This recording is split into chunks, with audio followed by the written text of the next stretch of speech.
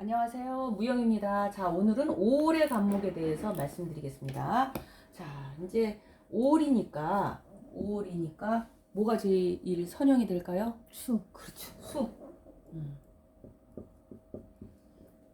자, 수가 선형이 됩니다. 그 이유는 이제 그 십천간 중에서 일간 자체가 여름에 본인이 불을 내는 일간이 있어요. 이게 갑이에요, 갑이. 5월의 간목이. 그 다음에 본인 자체가 이게 불을 내는 그런 갑이기 때문에 여기는 이제 필히 수를 써야 되는데, 이 수는 그 뭐 잘 자라기 위한 수도 좋지만은 일단은 이게 타죽지 않은 그런 그 물이 필요하다 그 말씀이에요. 자, 5월의 간목이, 자 그러면은 이거를 우리가 재관인설로 보면은 목생화 해가지고 이게 상관인가 식신상관이 되겠죠. 그러면 목생화하고 옆에도 목이 있다. 그러면 이거 금금목 이게 목국토해서 이게 굉장히 최신약사주라고 하죠. 그 신약사주기 때문에 이 옆에 있는 갑이 나의 도움이 된다 그렇게 볼 수도 있어요. 비견이. 근데 여기는 이 갑은 어떤 갑이야? 이것도 불내는 갑이야. 그렇기 때문에 이건 도움이 되는 갑이 아니에요. 그러니까 단순히 그냥 신약하냐 신강하냐 그래가지고 뭐 신강하면은 사주가 신강하면은 뭐 식재관을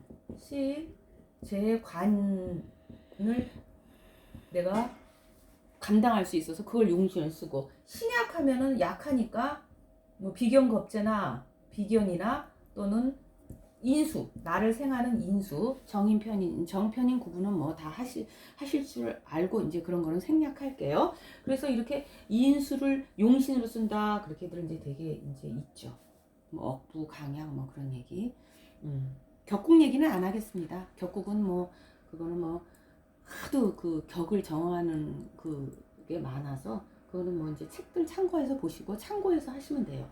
그래서 5월의 간목이 이게 불을 내는 나무가 5월에 이렇게 있다 이제 이렇게 봅니다. 그래서 수를 용신으로 써야 되는데 여기 수 있죠? 수 어디 있어요? 임수의 시간이. 그렇죠, 임수 여기 있어요. 그리고 또 그 임수의 근지가 어디 있어?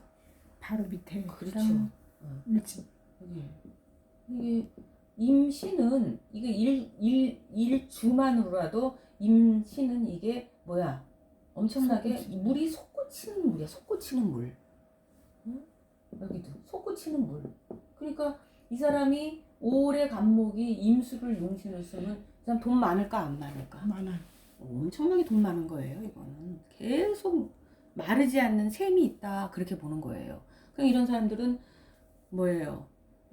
자기도 먹고 남도 주고 그렇게 남을 만큼 물이 많다 그러는 거예요. 이걸 재관인설로 하면 목국토가 여기 숨어서 겨우 정제 하나 있는데 무슨 돈이 많아? 근데 이 사람 실질적으로 돈 많은 사람이에요. 그러니까 우리가 사주를 볼 때 뭐 재관인설로 보는 게 얼마나 한계가 있는지 알 수 있죠. 그래서 5월의 간목이 수를 용신을 쓰는데 수가 이렇게 많으니까 수가 이렇게 많고 그 수의 근지가 마르지 않는 밑에 셈이 있으니 돈도 많고. 자 그러면 여기 남자명이에요. 남자명 권명. 자 수, 자 뭐가 돼요? 수자, 수를 생일감. 수자 금. 그렇지. 어휴 잘해. 금처가 돼. 수자 금처. 자 처의 자리를 가보자. 뭐야? 제자리에 앉아있어. 제자리에 앉아있어. 금이. 금이 앉아 있는 데다가 용신을 생하고 있으니까 이 사람 부인 돈 많아 안 많아? 많아요. 그렇지. 부인도 돈이 많고 본인도 돈 많고 그 돈은 자기가 갖고 있는 돈은 부인으로 인해서 마르지 않는 돈이다 그렇게 보는 거예요. 자 아까 지난번 시간에도 말했지만 항상 음양은 그 대립과 그 상호 공존관계에 있어요. 그러면 이 사람이 부인도 돈이 많고 자기도 돈이 많은데, 자, 요 사주에서 그러면은 그렇게 좋은데 부인도 좋고 그런데 이 사람은 부인에 대한 느낌은 어떨까? 자기를 금목목해서. 그렇죠, 맞아요. 여기 뒤에 이렇게 신금이 있기 때문에 이거는 이제 우리가 흔히 현침살이라고 그래. 현침살. 그러니까 나를 밑에서 콕 찌르는 거지. 우리가 생극제의 말로는 나를 근근목한다.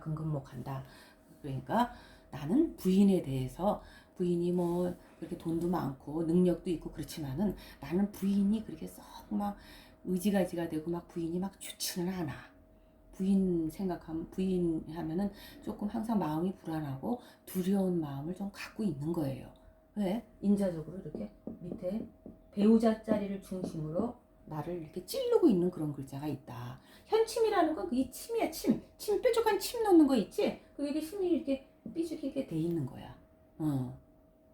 근데 이제 여기서 물론 현침살이 있어서 그렇긴 한데 여기 이렇게 5월이다 보니까 오화와 신금은 우리가 이제 앞으로 쭉 나오겠지만 수용관계라는 글자가 있어요. 그래서 운에서 들어오거나 대운이든 세운이든 월운이든지 글자가 들어올 때 내 팔자, 요 팔자 명에서 그 글자를 받아줄 수 있는 글자를 우리가 수용관계라 그래요. 그러니까 글자 들어왔는데 그 글자를 반갑게 받아주는 글자를 수용관계라 하는데 이 신금과 오화는 수용관계야. 자, 신금 위로 올라가면 뭐예요? 경금. 그렇죠. 오화는? 오화는 정화. 그렇죠. 그래서 이렇게 경정이 되는 거야. 그거는 경금은 정화 좋아해요? 싫어해요? 좋아해요. 밑에 불났을 때는? 안 좋아. 그렇지. 불났을 때는 싫어하지. 그래서 과유불급 그런 관계가 아닌 다음에는 나는 극받기를 좋아하기 때문에 경금과 정화는 서로 수용 관계고 지지에서도 이렇게 똑같이 오화와 그 신금은 수용 관계로 보는 거예요.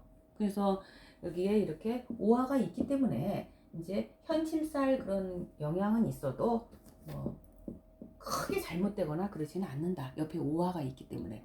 그래서 대운에서도 만약에 신금운이 들어오면 내 팔자에 내 팔자명에 오화가 있으면은 서로 반가워하고 좋아한다. 그렇게 보는 거예요. 근데 이제 오화가 너무 약하거나 그러면은 신금을 녹일 때 좀 힘이 붙이니까 그때 옆에 임목이 같이 있으면은 그거는 이제 사주가 금상첨화가 되는 거죠. 그래서 5월의 간목이 흔히들 그래요. 임수 개수 뭐 천간에서 보면 안 좋다면서 뭐 나무가 고개 수그리고 좋지 않다며. 그거는 아까 누누이 얘기했지만은 임묘진이라 신유술 해자축에는 무조건 위에서 임수나 개수 보면 별로 좋을 게 없지만 사오미에는 어때? 타지 않기 위해서 나무가 마르지 않기 위해서 임수가 필요하다 그렇게 보는 겁니다. 자, 여기서 이제 내가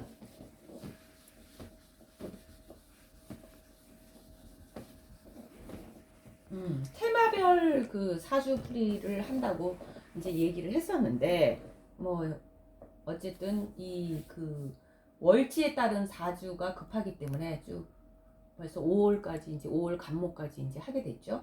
자, 요 부분에서 이제 배우자가 둘인 사주 이제 이렇게 말씀드릴게. 사주지. 그래서 배우자가 둘인 사주 이렇게 나와있죠. 자, 배우자가 둘인 사주는 어떻게 됐냐면 여기가 이제 배우자 자리예요. 여기 신금이잖아요. 첫 번째는 이제 토월 토일지.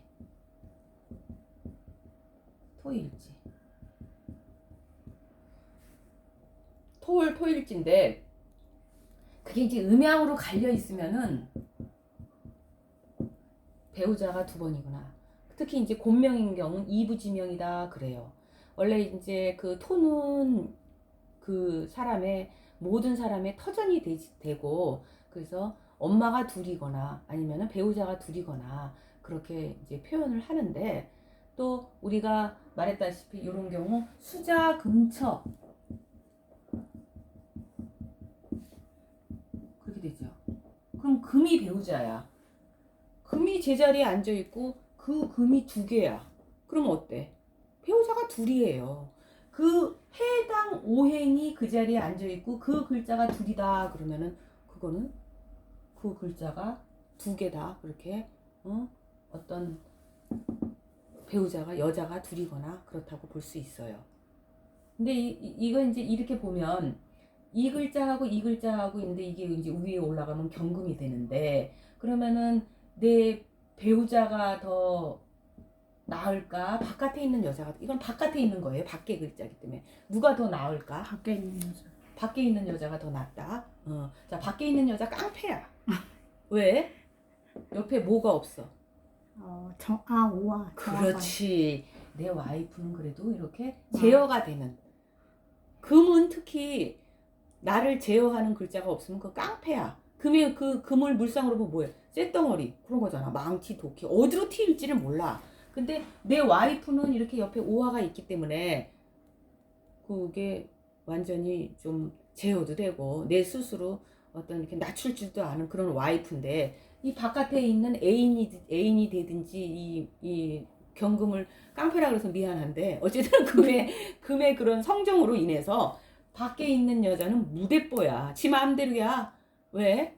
이 오화가 밖에 바로 옆에 있는 내 배우자는 잘 다듬어진 어떤 그런 뭐 기물이 된 그런 배우자지만 바깥에 요 금은 전혀 제어가 잘 안 돼 있는. 그리고 또 우리가 글자를 볼 때 이 시에 있는 글자는 내가 어떻게 잘 마음대로 할 수가 없어요. 왜? 내가 제어하려고 하면 밖으로 도망가 버리면 내가 어쩌지 못하거든. 그러니까 바깥에 있는 A는 좀 지멋대로.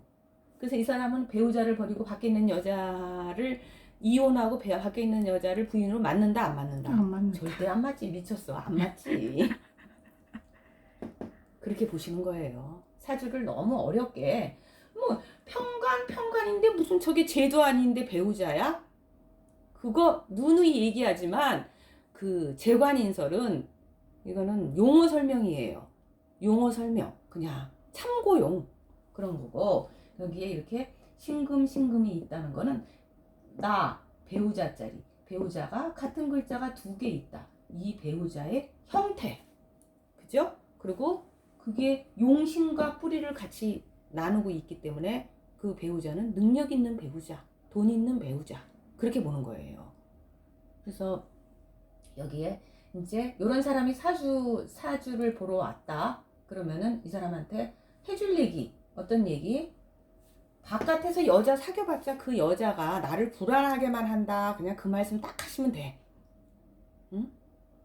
자, 그리고 이제 뭐 이렇게 오화와 신금이 있기 때문에 이 사람 배우자는 어떤 사람? 굉장히 그래도 괜찮은 사람, 자기 절제하고 그러는 사람 이렇게 보시면 되고요.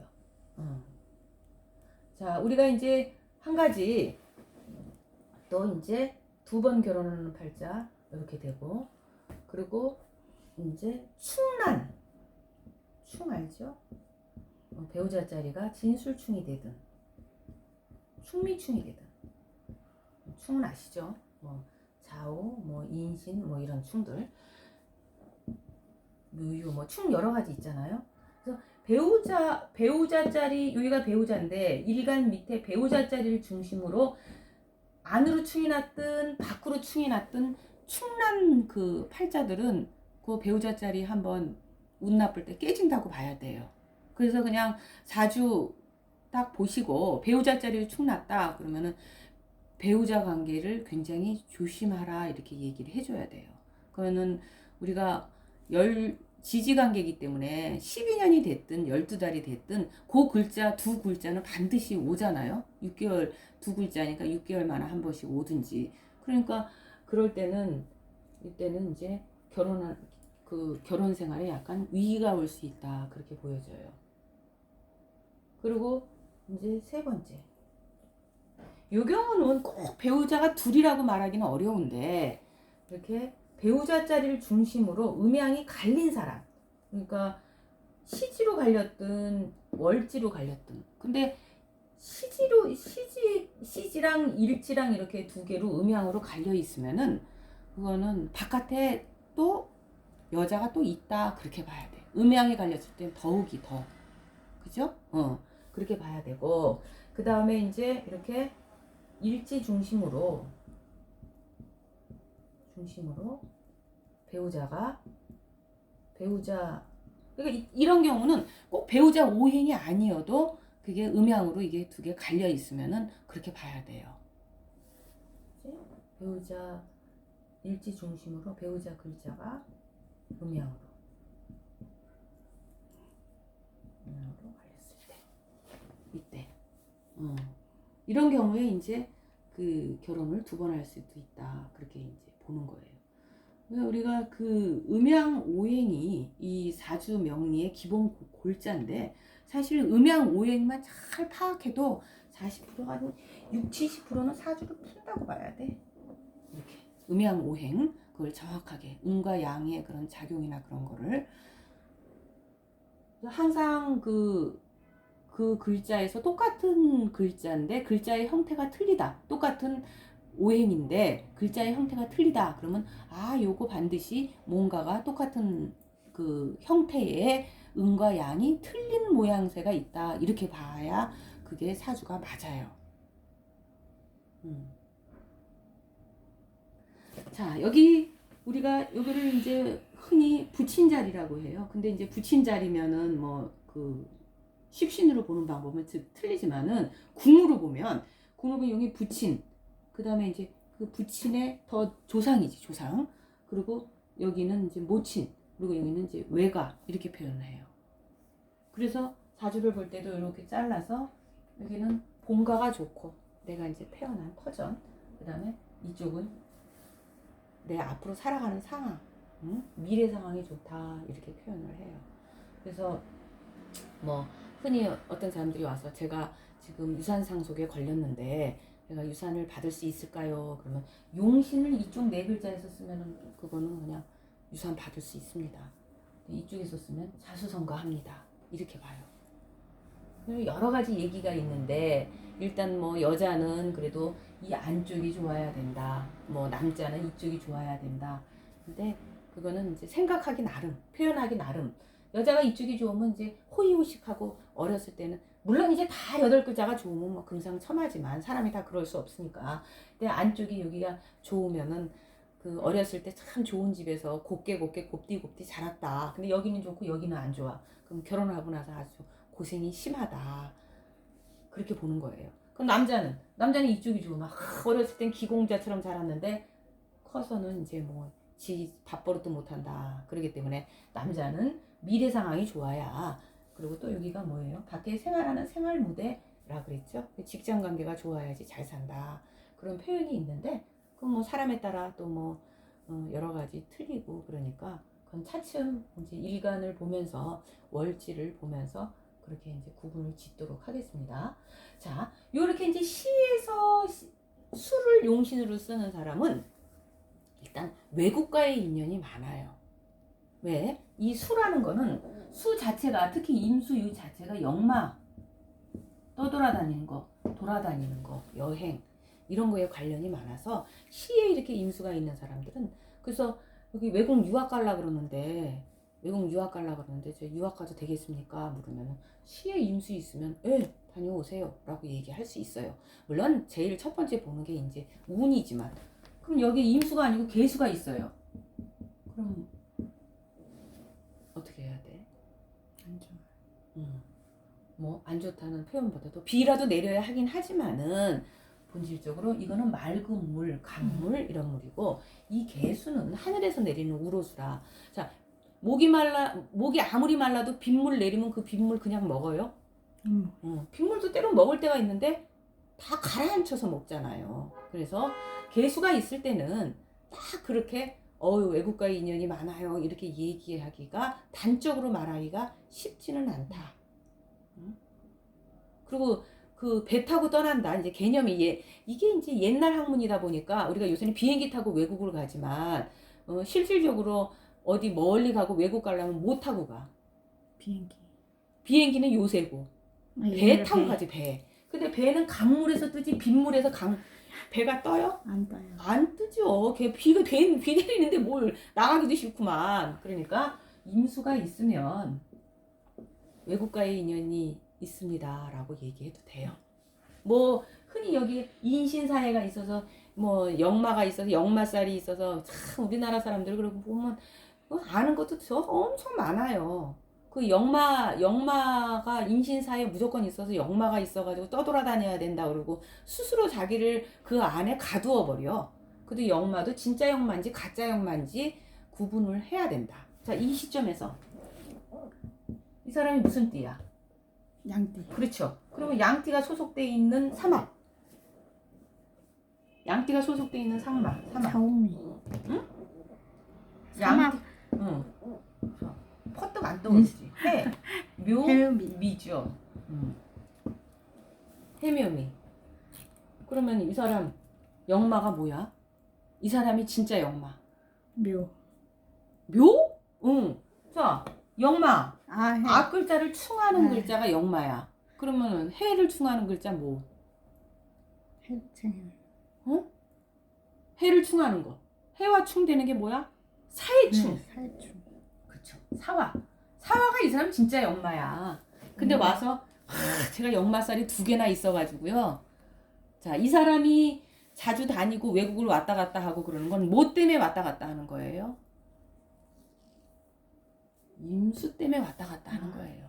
그러니까 이 사람은 그냥 신금이 자기 역마라고 그렇게 얘기를 해요. 근데 뭐 이 사람한테 진짜 역마는 사화입니다. 사화가 없어서 역마살이 있는 건 아닙니다. 그런 말 할 필요 없어요. 일단 그렇게 해든 저렇게 해든 임수가 있기 때문에 이 사람은 왔다 갔다 하고 한시도 가만히 안 있고 돌아다니고 돈도 많이 벌고 자기가 움직이는 대로 그렇다고 보는 거예요.